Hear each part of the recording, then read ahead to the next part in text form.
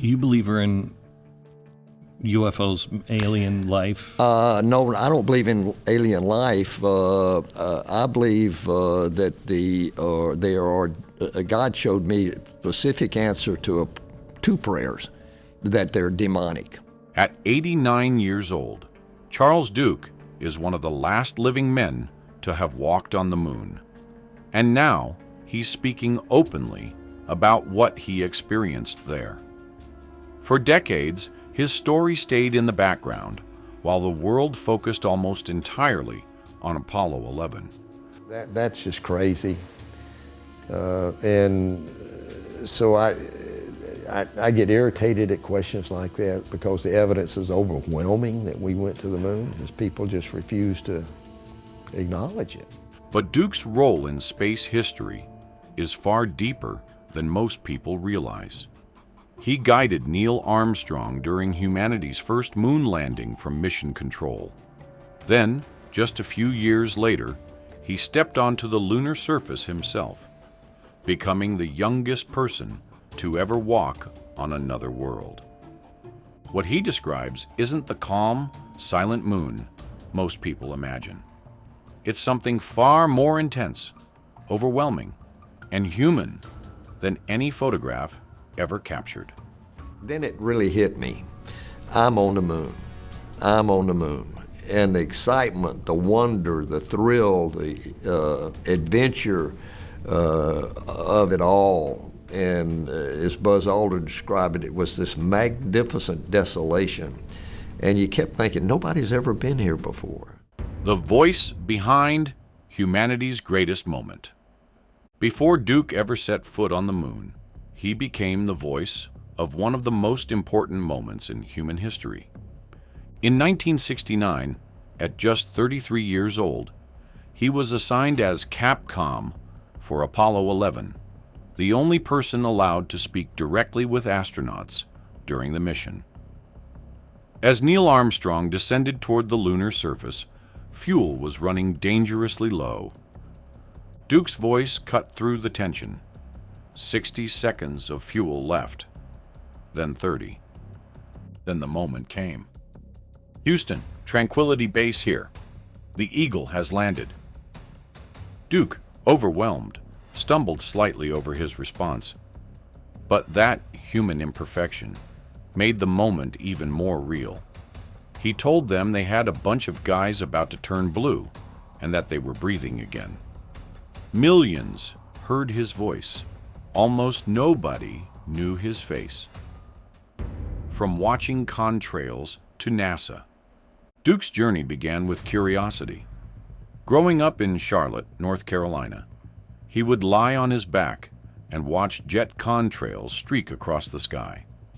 He excelled academically, graduating as valedictorian, then continuing to the U.S. Naval Academy.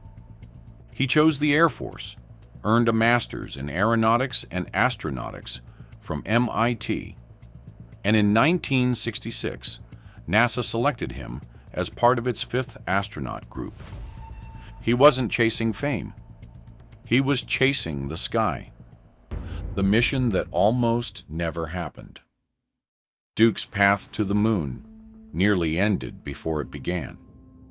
As backup for Apollo 13, he accidentally exposed the crew to German measles.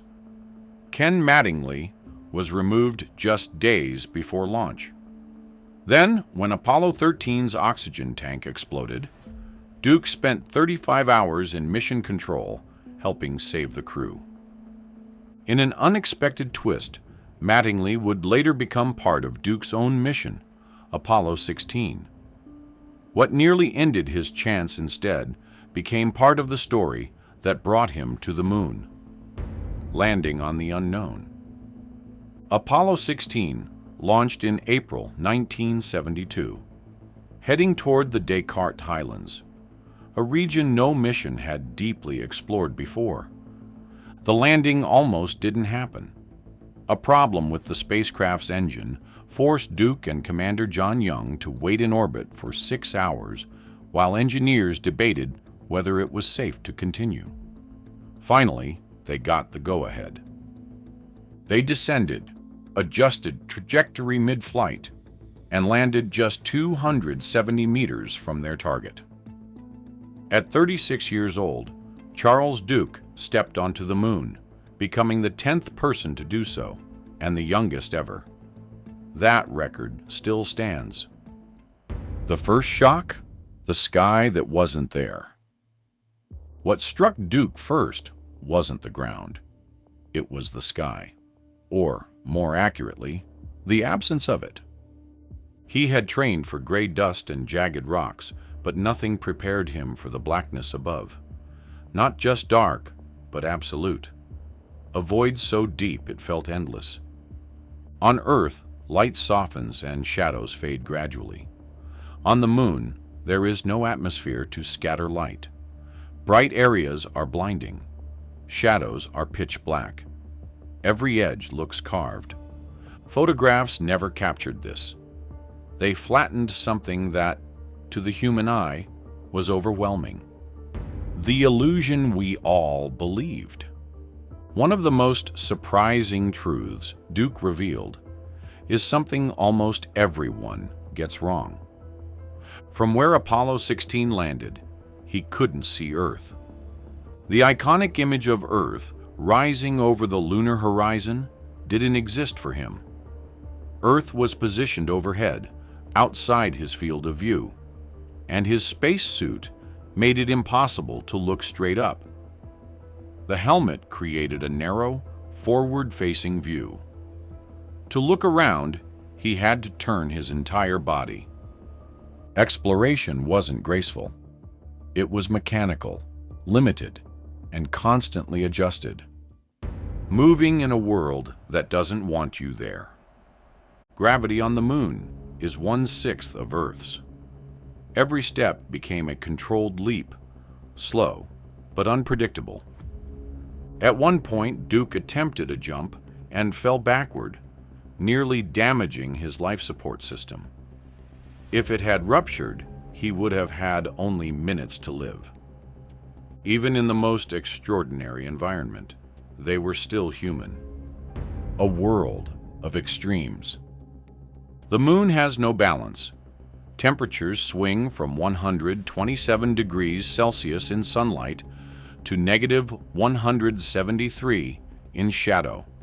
No middle ground.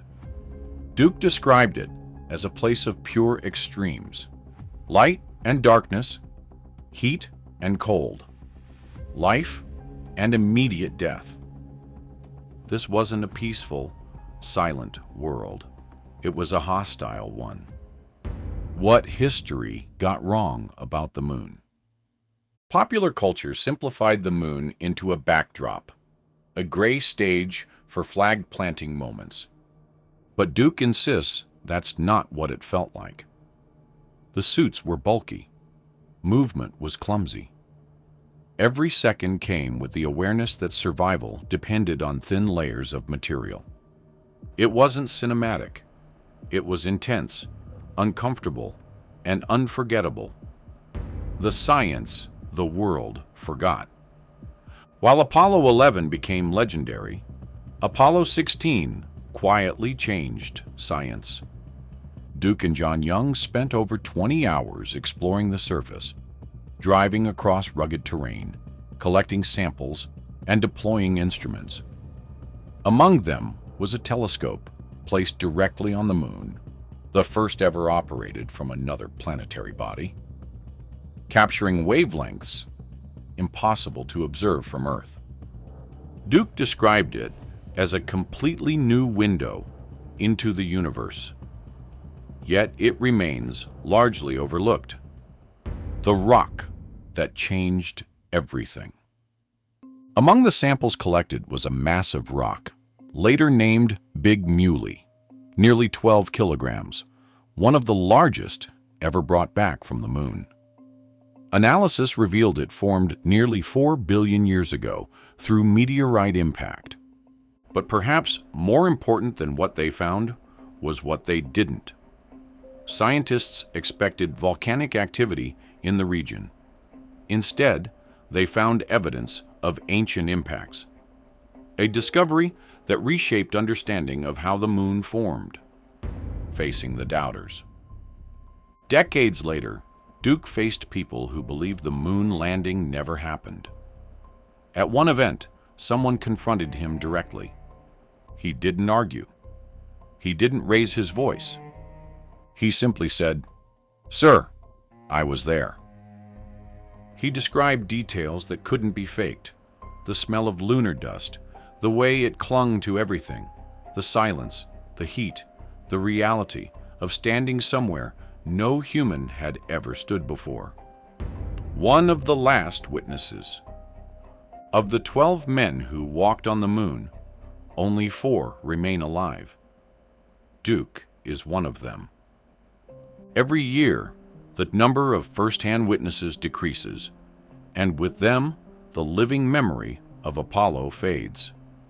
That's why he continues to speak before it becomes only history. The moment that changed everything. Standing on the moon wasn't just scientific. It was personal. Duke described the environment as almost spiritual, pure contrast, no atmosphere, no distractions, just light and darkness. It forced him to confront both human fragility and human capability.